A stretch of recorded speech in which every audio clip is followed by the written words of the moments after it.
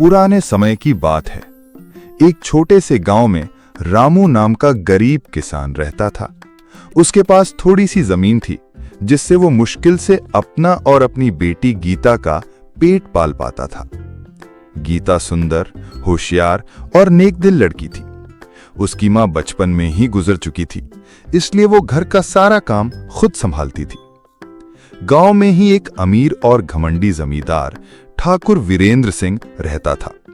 वो पूरे गांव पर हुकूमत करता था और गरीबों से बेइंतहा कर वसूलता था।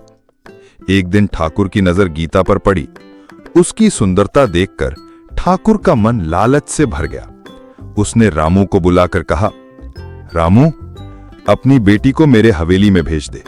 मैं उसे नौकरानी बना लूंगा और बदले में तेरा कर्ज माफ कर दूंगा। रामू ने विनम्रता से कहा, ठाकुर साहब, मेरी बेटी कोई बिकाऊ चीज नहीं है। मैं मेहनत करके कर्ज चुका दूंगा। ठाकुर को यह बात बहुत बुरी लगी। उसने बदला लेने की ठान ली और रामू की जमीन जब्त करने का आदेश दे दिया।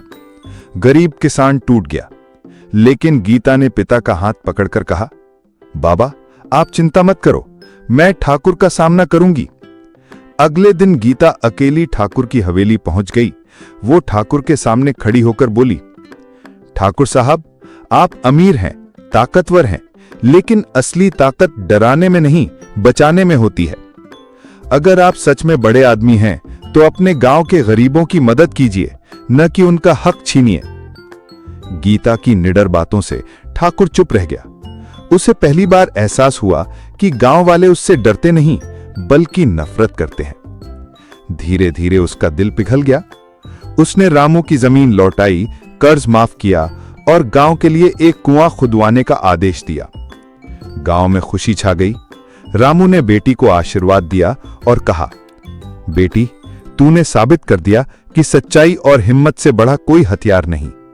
उसके बाद ठाकुर भी गांव के लोगों का ख्याल रखने लगा और गीता सबकी प्रेरणा बन गई।